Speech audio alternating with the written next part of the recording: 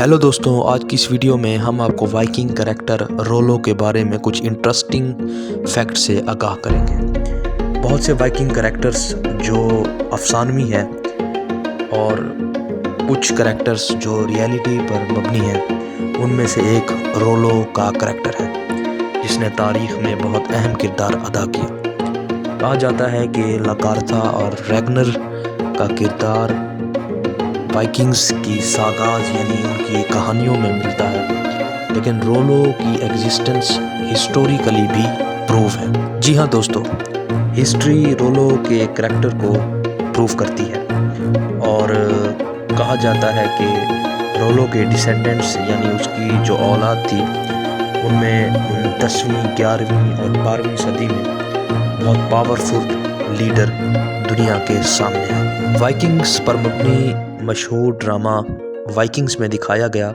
कि रोलो रैग्नार लॉथब्रुक का भाई है, लेकिन अगर हम हिस्ट्री में देखें तो अफसोस के साथ रैग्नर और रोलो कहीं भी भाई नहीं मिलते, हत्ता कि वो एक दूसरे को शायद कभी मिले भी नहीं। ये अगरचा ज़रूर कहा जाता है कि दोनों 10वीं सदी में थे मगर एक वक्त में नहीं थे। दोस्तों, अहम सवाल यह है कि रोलो कहाँ से था।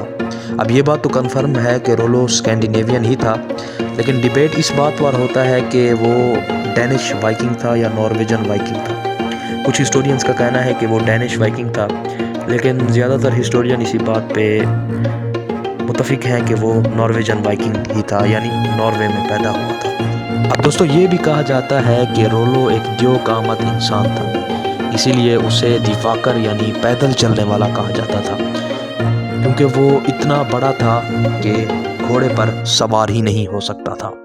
कुछ अफवाहें ये भी हैं कि रोलो 140 किलो वज़न रखता था और 2 मीटर तक लंबा था। ताहम ये कहानियाँ ही हैं और हिस्ट्री में हमें ये चीज़ें नहीं मिलती।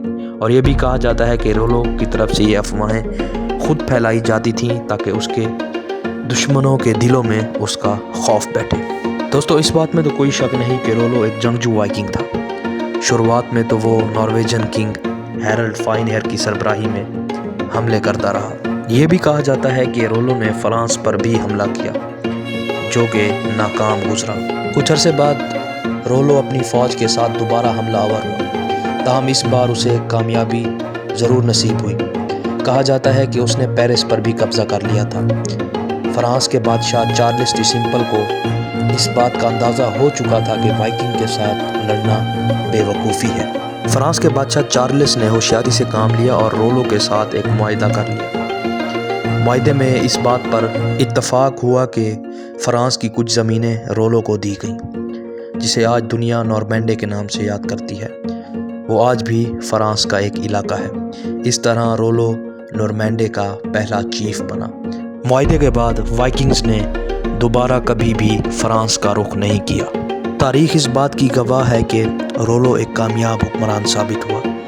उसने बहुत कम ही अरसे में नॉर्मैंडे को दोबारा खड़ा किया, जो वाइकिंग्स के हमलों के बाद तबाह हो चुका था। जैसा कि आप जानते हैं दोस्तों, रोलो एक वाइकिंग था और वाइकिंग्स नॉर्स रिलीजन पर बिलीव करते थे। इसी तरह रोलो भी ओडिन, थॉर और फ्रिक पर यकीन रखता था और उन्हीं की पूजा करता था। लेकिन बाद में उस एग्रीमेंट के तहत जो फ्रांस के बादशाह चार्ल्स और रोलो के दरमियान हुआ, उसके तहत रोलो को और उसके वाइकिंग्स को क्रिश्चियनिटी एक्सेप्ट करनी पड़ी। दोस्तों, शायद आप इस बात से आगाह ना हो कि फ्रांस के मशहूर बादशाह विलियम द ग्रेट, जिन्होंने बैटल ऑफ हेस्टिंग में हैरल्ड हैड्राडा को शिकस्त दी, वो रोलो ही की डिसेंडेंट थे। हिस्टोरियंस के मुताबिक रोलो की मौत 930 में हुई। अलबत्ता इसका कोई वाज़ेह सबूत तो नहीं है, लेकिन कहा यहीं जाता है।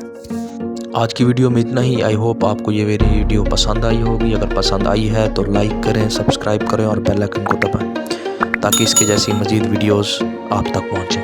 अल्लाह हाफ़िज़।